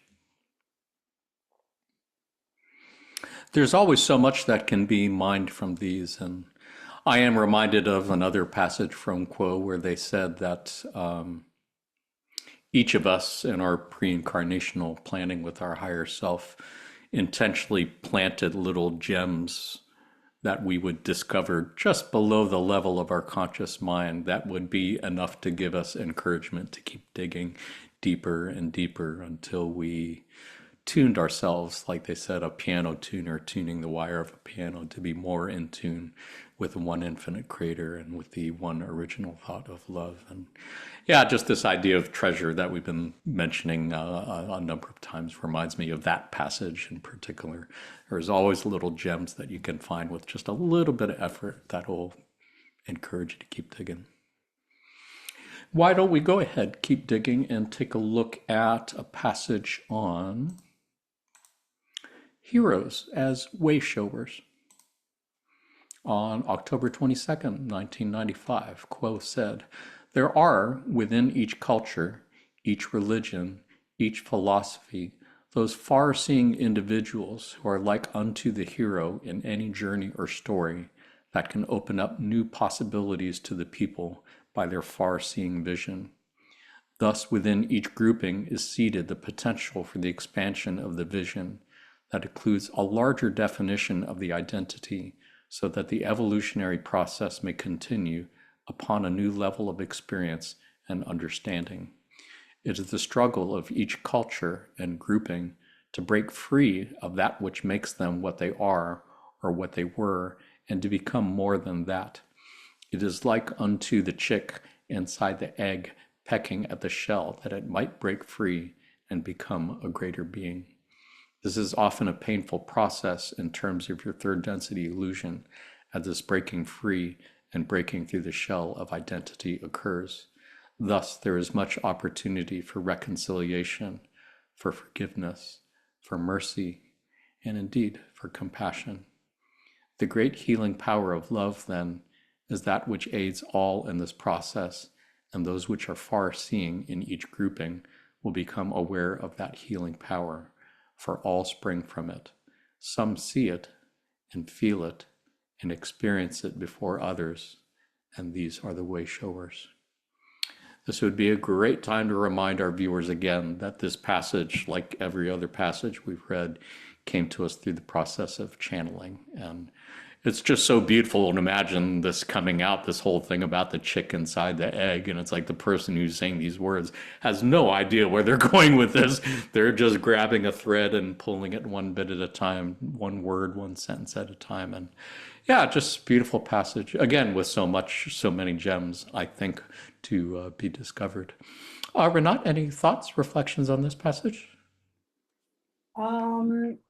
I'd like to leap off of just the word free and actually talk about the word freedom, which for me, since I was 4 or 5 years old, freedom, independence, I know it sounds weird, but we're looking back, where nobody will take it from me, which was why 3 years in the Israeli army left me scarred. To this day, last night I had a dream, because we're in this ongoing war, so we need more soldiers. I had a dream that now they're recruiting everyone, and I'm saying, no, I'm over 40. You can't take me to the reserve. I can't remember how the dream ended. I'm sure I won, but yeah, it's that notion of freedom, and I think that's what we all want freedom. We just don't know freedom from what, because being here in 3D, obviously in this body that we need to take care of, to feed, to shelter, and all that, it's not freedom. Where in the spirit world, there is more of a sense of freedom from this heaviness and physicality. So yeah, I've been really thinking a lot about freedom and what it means to me to be free, to feel free. And I think it's this freedom of doing what you really love, and not obeying societal rules of needing to do this and this and that in order to be happy and satisfy society and all that BS. So yeah, I think it's very individual. It's part of our journey, but I think we all at heart just seek freedom. I suspect so. So yeah, it's a leap off of, but it's a precious concept for me. Yeah, I appreciate you bringing that up. The idea of freedom, I think, is something very much on many people's minds, whether it's freedom from a government power structure they see as oppressive, regardless of which party it is that they're referring to. or whether it's freedom just to be yourself when you seem to be going against social conventions, like you're saying, or peer pressure not to be who you feel you are. I think that's powerful lessons. Appreciate you bringing those up. Katrina, any thoughts to add? Yeah, I echo what you were saying. It is, you know, in this 3D illusion that we're in, to really, for me, really getting to that spiritual side of me and like trying to learn the lessons that I know I'm meant to learn here. It has been breaking free from culture that I was raised in, breaking free from believing I'm part of a group as opposed to that we're all part of a group together. So I think that was a beautiful way to put it, Renat. I love that. This passage to me, when I first read it, I just cried. I think it's just so beautifully written, you know? I mean, it's just when you talk about reconciliation, forgiveness, mercy, and compassion, like there's such beautiful, beautiful concepts. And I know for me, I strive to have these for other people. I still struggle to have them for myself, which I'm recognizing. I know we're all one, right? But this illusion's strong. So, but I just loved this greatest healing power of love, and I think it's been extremely connecting to those original roots of Christianity, where it's been faith, it's been love. I think there's been a lot of hope in this hero's journey, and those three things are like kind of fundamental to Christianity. And but being able to do it in a way that's not being taught to me by the culture of the group, but being able to take it for myself for the lessons that I need to learn has been a beautiful thing. But this entire message I just thought was so, so beautiful. Yeah. And I'm thankful for the way showers. And when I can be a way shower, I am thankful for it. But I am very thankful for the way showers. Yeah, and again, it's a great reminder that each of us can be hero in that way. And when we are able to tap into that unconditional love within, to be able to share that with others. Beautiful thing. It is a great reminder that Quo has said on a couple occasions that Jesus was a way shower, and that was his thing as wanderer, that he in fact incarnated on many different planets in many different places doing many of the same things, but acting as a way shower to third density worlds or populations that were still kind of early in darkness, and basically showing the way to unconditional love and showing that if you follow that way, then there is much more to reality than you think, and that there is a life beyond this incarnation. We did have a podcast episode on Jesus where we talked a fair bit about this, and encourage folks to check that out. Claudel, anything to add? Yeah, first of all, thank you for adding way shower in my vocabulary. For like next time I walk around and somebody shows me the way, I'll say, thank you, way shower. That's a good one. The good buzzword. Definitely. Yeah, the one in what struck me on this passage was the notion of far-seeing individuals.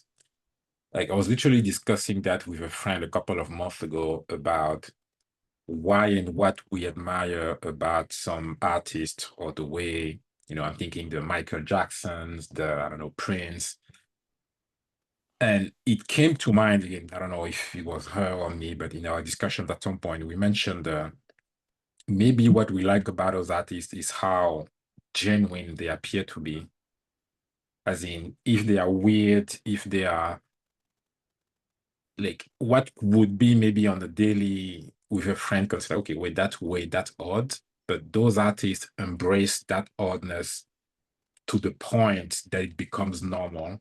And you become fascinated by that because they don't, even if they act what would be considered weird, they don't shy away from that, but they go deep into that weirdness to the point where you become like, yeah, why not? And it's acceptable, right? I'm thinking of, again, the Prince or the Michael Jackson, who I think at the time were dancing between what is considered masculine or feminine. And it was probably bothering a lot of people, like, what is this? Why would a man dress like this and that? But they've done that to such an extent and never apologized for that. That actually becomes admirable what they were doing. So that came back to me as in like, I wonder then, what is my weirdness? What is our each other? We all have maybe that bit of weirdness that we auto or self-correct because it's not normal, it's not usual. But what if instead of trying to correct that, we tap into that and go as far as possible? Wouldn't we all be way showers at some level? And that's where my thought process kind of started. For sure. Yeah. And I would go one step further and say that is magical. I know Rod did say at some point in the Raw Contact that it is a key part of being an adept on either the positive or negative path to basically not really care about the opinions of others and to express that weirdness, even if you know that that's considered weird. I agree 100%. And again, great encouragement for anyone that is part of your hero's journey, to be who you feel you know you are on the deepest level, in spite of any signals you might be getting from your family, your culture, society that, no, don't do that. Don't do that. Be yourself, but not that much is probably the message. Yeah. Beautiful. As always, you guys are thinking of things that I hadn't thought of and really much appreciate it. Anybody else have any thoughts on this one before we look at one more passage on one more topic? Well, let's take a look at the idea of hero's journey every day. On October 19th, 2021, Quo said, "This need not be a grand journey for each individual. For each day that seems to be mundane and lacks the fulfillment that the questioner seeks is potentially in itself a grand journey for the seeker to find that which it is seeking. And the seeming banality of such a day-to-day experience may be just one hurdle put in front of the seeker, the hero of this journey, to see through and to, if we may use a misnomer, overcome in its quest to find the object of the seeking. We suggest to the questioner, and to all who may feel similarly, that the attempt to discover the love and light of the Creator in the most regular aspects of one's life, with patience, persistence, and increasing will and faith, may yield a treasure greater than one may imagine, coming from a grand journey and tapping a grand potential outside of the self and outside of one's present circumstances. To then speak to the other side of the so-called coin, we can confirm with some irony that, indeed, for each seeker and for each individual, there is more, and the potential that such a seeker intuits is indeed available and very real. Each seeker upon the path of service to others has the capacity to yield great service for all those around them, and if this desire to bring about love within one's life persists, opportunities will arise to the seeker. We often find that these opportunities go unperceived, or as we spoke about previously, perhaps avoided for discomfort or fear. For those seekers wishing to discover what grand journey may lie before them, we'd encourage them to look at those areas of their life in which they practice this avoidance or they discover discomfort, and they may find that within those areas they may have previously been blind to opportunities to progress upon their path in a more significant way that presents to them more fulfillment and more opportunities beyond. The method for requesting guidance from one's higher self or the unseen family available to each seeker may be quite simple. Such may be done through prayer or contemplation, either silent or spoken aloud, through ritual, either designed personally for the self and repeated to increase its power with each iteration, or through rituals available that have been practiced collectively by others who have walked the path previously. One may find communication returned from this unseen guidance in many forms as well, whether it is slight intuitive suggestions, those things that draw the attention of the self in day-to-day life, communication through dreams, whether in sleep or waking dreams, or many other multitude of ways that the unconscious delivers to the self communication from beyond the boundaries of the self. This is indeed a grand journey that you are upon, my friends, and we hope to offer you some comfort in offering our perspective that though there may be an abundance of difficulty or a lack of fulfillment in any given moment, it is not the way of the Creator or the creation for such experiences to persist indefinitely. And as you continue to walk the path, the scenery will change and will provide more and more opportunities to witness the majesty of the Creator manifest within the creation and see that majesty reflected within the self, for you are the Creator, and all of the love and the light of the Creator is available to you at any moment upon your journey.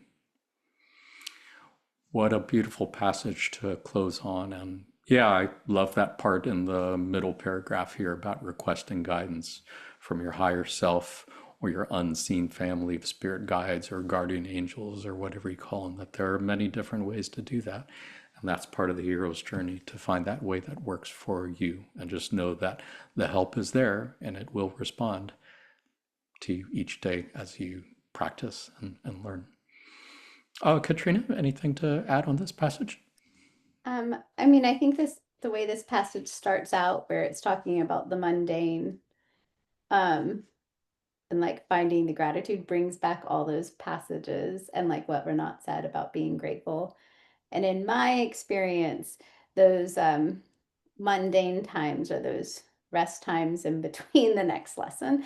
So I think it's trying to build yourself up as much as possible during that time. Like, I think in the Christian world, they talk about putting the armor on and the armor of God. But like, I think really it's making sure you're building those practices of requesting help from your spiritual guides, meditating and prayer and thanksgiving, so that when it happens again, because we're on this planet and it's it even says struggles, right? When it happens again, you're more prepared than you were the time before, because the stronger you are each time, the easier it is to get through the next trial that you're trying to learn. But I mean, it's just, I love the way Quo speaks. It's just such beautiful, and it goes straight into my soul. So I loved where it talked about the majesty of the infinite Creator, and that we are the majesty, it's like, yeah, and that it's available to you, and then where you are the Creator. I mean, it's just such a beautiful picture of like this majesty, but that's us. And I think the more we focus on seeing ourselves as the Creator and seeing others as the Creator, how much nicer we would be to everybody. Yeah, I think the other thing I love about Quo is giving practical guidelines, like look for the things you're avoiding. That's probably where you need to work. Like, Yeah, what a like beautiful, avoiding simple observation. right? It Not always seems so one, simple, but hard to do. right, right. But, Yeah, it took me a long time to warm up to Quo. I preferred Ra's concise responses to questions and found it really taxing of my attention span to read through an entire session of Quo. And yet, like you said, eventually at some point I came to appreciate the beauty and the poetry and the love that is so obvious in their passages like this that you don't necessarily find in Ra. So again, for readers who are new, viewers who are new to the Law of One, Quo is Ra. Quo is made up of 3 social memory complexes: Ra at 6th density, Latwi at 5th density, and Hatan at 4th density. So it came about because Carla specifically was trying to find a way to make the best possible contact without going into the trance that she did with Ra and putting her soul in peril, at risk of that. So this is a beautiful way to take the wisdom of Ra and kind of bring it down a little bit more to our level, I think. Claudel, anything to add? Yeah, this one was so much to unpack in there. I'm gonna have to +1 what Katrina said about the first paragraph and the mundane. I know it's an issue that I've had to manage personally, of that idea of a grand journey, right? We're talking about those movies where the heroes is always something about saving the world, and it's always something very, very grandiose. And I remember core sessions around our understanding of impact, talking about here on Earth, we think about impact as being measurable, or we look at people, powerful people, impacting a whole culture, but kind of suggesting us to look at even those small or mundane impact as being completely groundbreaking, like somebody you smile at.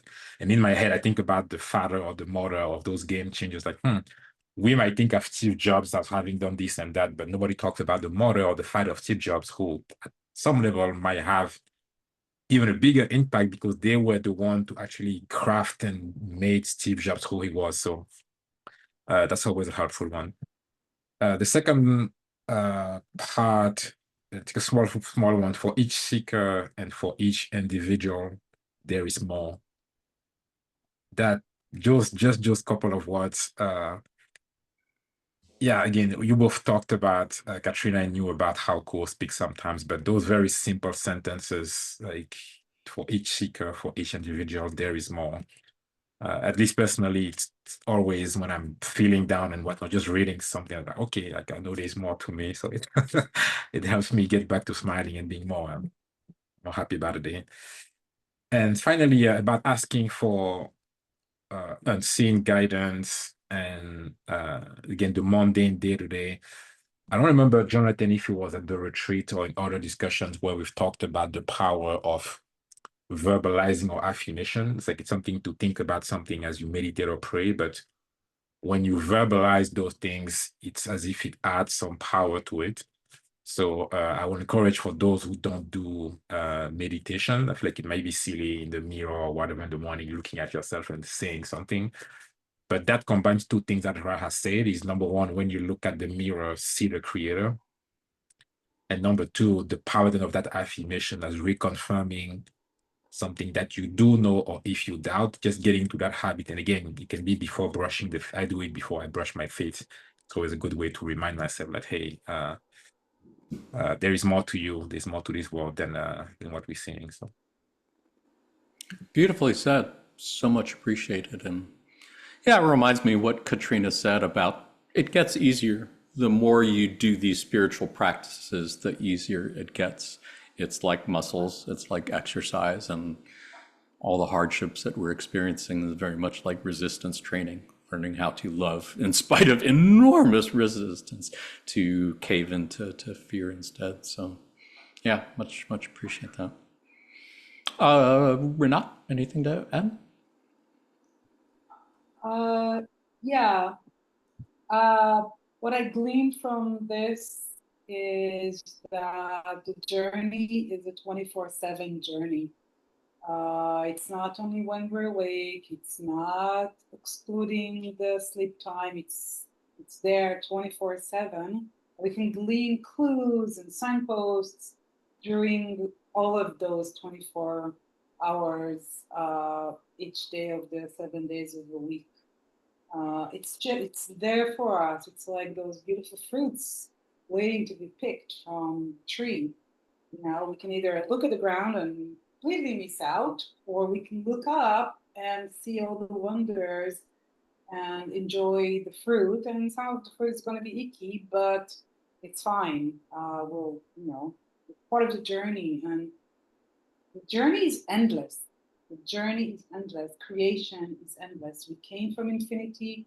We're going back to infinity. We're going through infinity. It's not just here and now, this life, this country, those parents. That's just a blink of an eye. Although now it seems forever. It's not a real forever. It could be viewed as a wonderful journey if we don't cling to the hardships, which is hard to do. That's the, how did you call it? Resistance training. We're here to flex our muscles. For sure. Yeah, and you can think of every night you go to bed as a form of death, and every time you wake up the next day as a form of rebirth. And every present moment contains infinity. Every little atom contains infinity, and every day that you have to live again is another opportunity to learn and grow and maybe make better decisions and choices in this incarnation than you did in the last time. It's basically Groundhog Day. I think that's what I'm saying. Everybody is in their own Groundhog Day. That's the metaphor I was looking for. Any other thoughts, questions anybody wanted to share before we wrap things up? I wanted to say that, building on what I said during dream, because we are more relaxed, we're more, I think, in our domain in our sleep, the resistance is lesser, I think. We can request. We can request for a funny dream, for a beautiful dream, for a romantic dream, whatever, it's kind of like just, order the movie you want to watch and experience in your dream, in your sleep. I think that's something nice to experience. Indeed. Well said. Anyone else? Anything wanted to add? Yeah, maybe one quick thing as well. It's funny when you mentioned requesting a funny dream. I was watching the other day an episode between Jonathan, Sonia, and Ragnar on laughter, with a bunch of amazing quotes coming from our friend Latwi. And yeah, it's something that I have to remind myself, as in you can be very serious on the seeking path and getting out of the problems and trying to see the love in the moment and all of that. But sometimes, yeah, laughter has that quality that just makes everything that seems heavy and serious just diffuse that. And I used to think that, oh, but if I'm laughing about this, am I getting away from the path? Am I not seeing the seriousness of the situation? But no, again, a huge thank you to you, Jonathan, and how you and Sonia and Ragnar went through that episode in the podcast. I know at the end of it, I'm like, wait, I should just be laughing more. There's no reason. I'm not hating anybody. I'm not trying to escape what's happening. But laughter has that power of making, again, what seems so heavy and tough a bit more light. And the light touch is something that we can't dismiss. Yeah, appreciate the shout out and the recommendation to our viewers. The episode was called Laughter and the Law of One, and looked at a lot of great passages from our good friend Latwi, who's notorious for their cosmic sense of humor. And unlike so many other conventional religions and spiritual paths that rarely talk about sense of humor, they talk about a lot in channeling sessions, and they consider it a essential part of the spiritual journey, not a distraction from the spiritual journey. So yeah, much appreciated. Well, why don't we go ahead and wrap things up and take a look at where do we go from here? What are a few takeaway lessons from our almost 2-hour time together that might be worth remembering? I can think of 3. For one thing, if you don't learn anything else, if you didn't know about the hero's journey before this, yeah, you could think of the hero's journey as answering the call to go deeper from the known into the unknown with help and returning a different person with new abilities. And that every person who seeks deeper truths is a hero on the hero's journey, regardless of whether you can think of yourself as a hero or not, regardless of whether you consider yourself a winner or a loser or someone who looks like a hero or doesn't, regardless of what physical or mental challenges you might have. You are, in fact, every single person watching this is their own hero and their own hero's journey. And that's the great adventure that is every day a hero's journey. Every day is filled with an infinite number of moments in which you can continue your hero's journey on behalf of yourself and on behalf of all.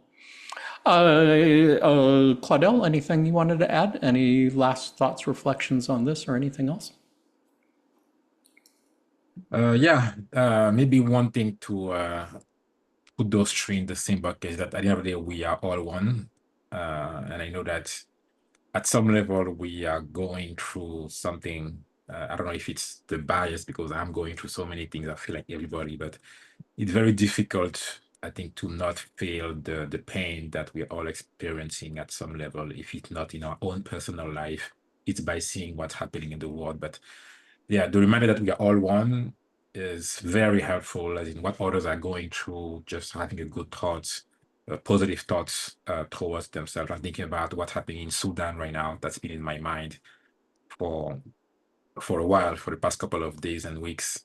Sometimes just having a thought and a positive thought can be helpful.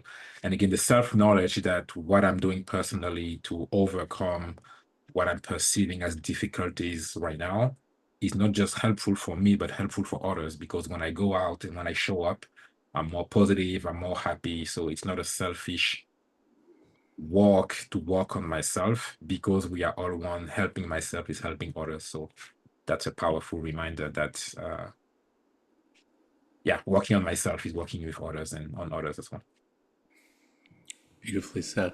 Yeah, so much appreciate that indeed. Renat, anything to add?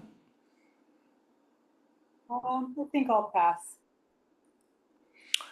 Katrina, any last thoughts, reflections? I just how thankful I am that we have such a great community to be able to go through all these spiritual things, and all your podcasts. They're so great. I listen to them when I'm walking, so thank you.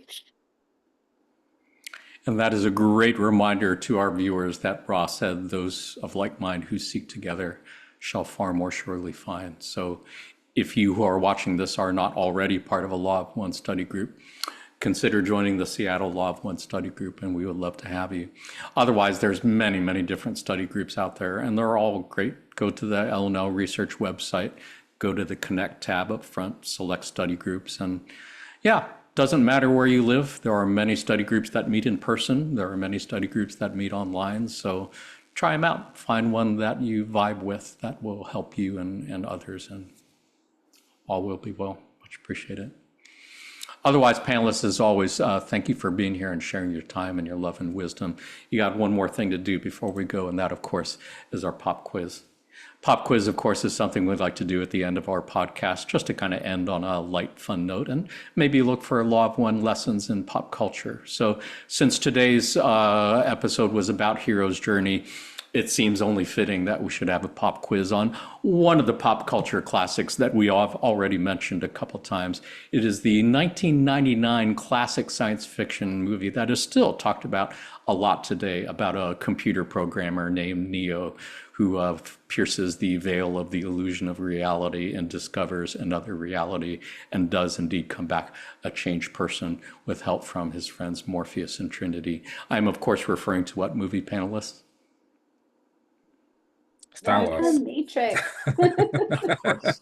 Sorry, you do have to say it out loud. Yeah, yeah, for sure. Yeah. Well done, random viewer who also guessed that correctly. Has everybody seen at least one of the Matrix movies? Sounds good. Let the Akashic records show that. I believe all of our panelists were nodding their heads in affirmative. Yes, I'm going to ask you 4 multiple choice questions about this pop culture classic with tons of Law of One connections. See how many can answer correctly. You who are watching this on video in the near or distant future, go ahead, say your answers out loud, because we can hear you through time space.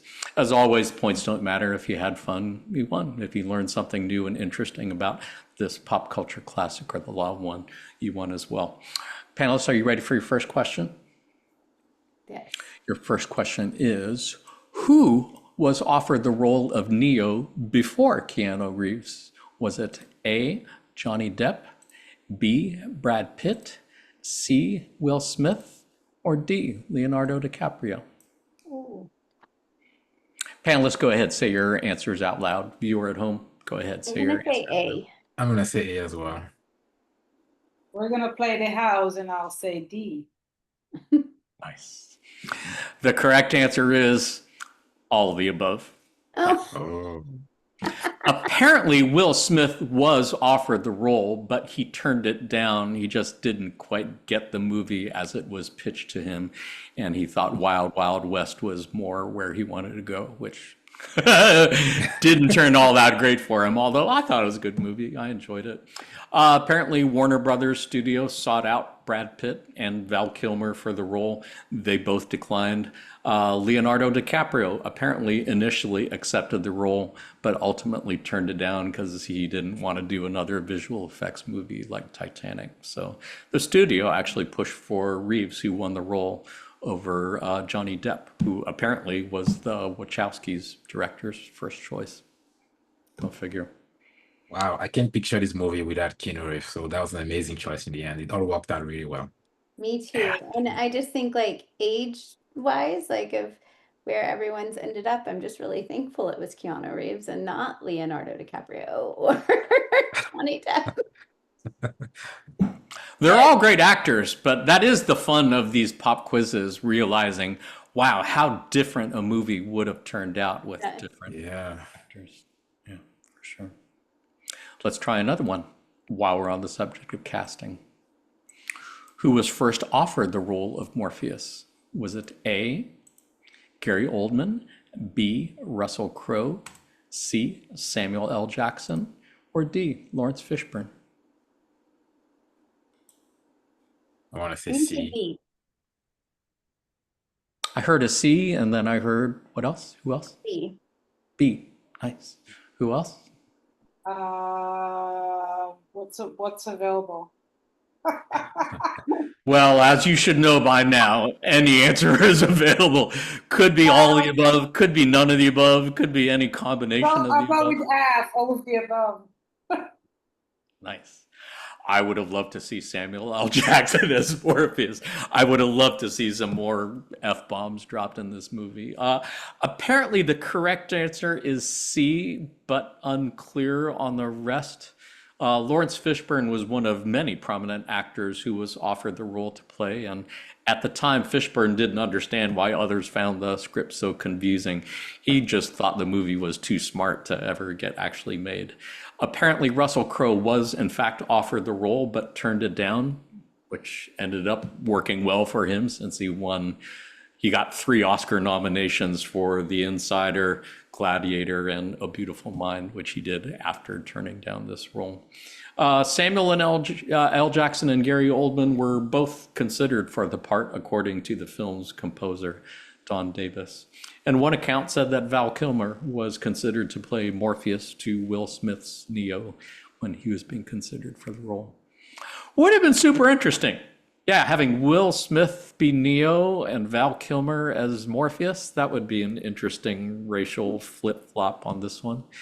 And I'm sure it would have been a very interesting movie had it gone that direction. Love Lawrence Fishburne, though. Love Lawrence Fishburne. I'm sorry he wasn't in the 4th movie. I'm not quite sure why that happened, but loved him. Yeah.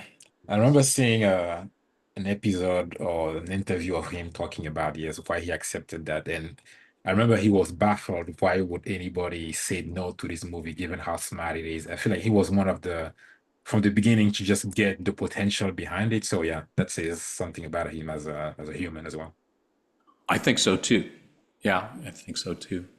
And this was a long time ago. This was like 25 plus years ago. And it's still talked about now very much as very relevant today. Certainly relevant to the Law of One in terms of, the reality behind the illusion, and then whatever realities are beyond that. Ready for your last question? One more. Who was first offered the role of Trinity? Was it A, Sandra Bullock, B, Janet Jackson, C, Jada Pinkett Smith, or D, Carrie Ann Moss?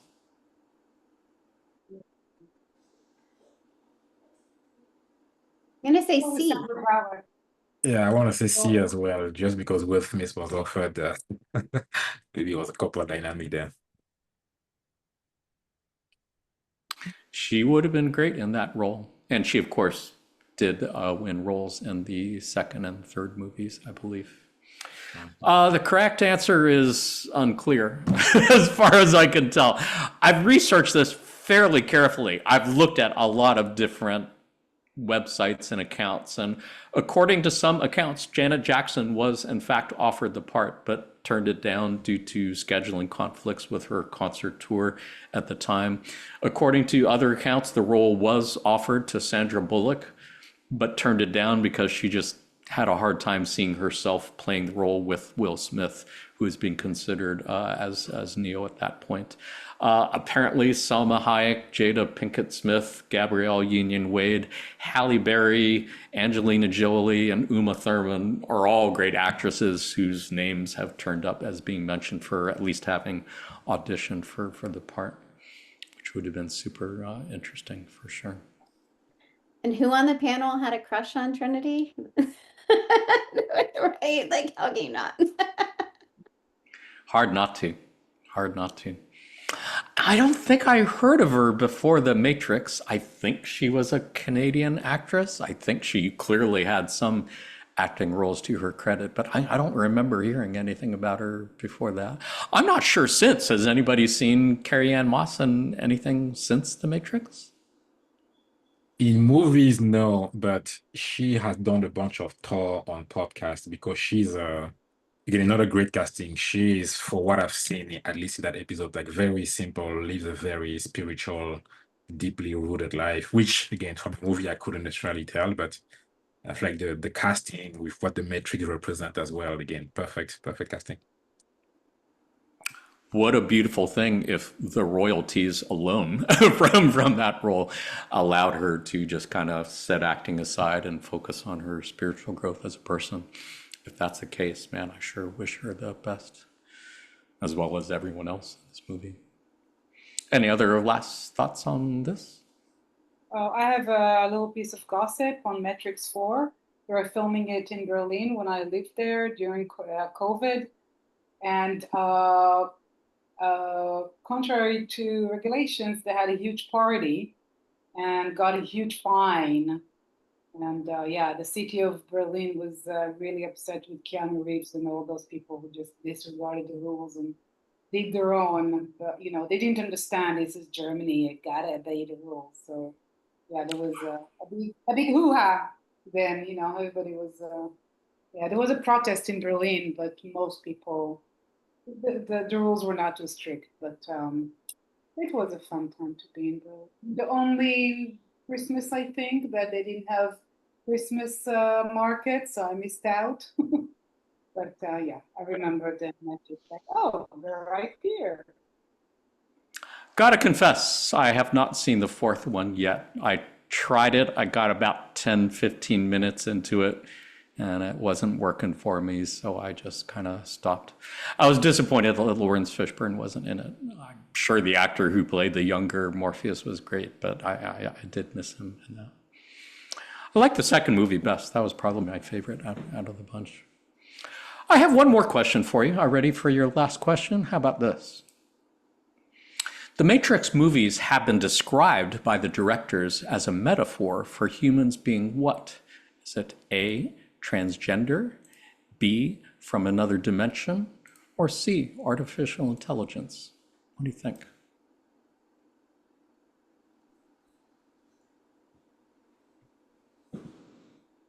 I want to say C, AI. Good guess. I'm gonna say B. I'll go with A.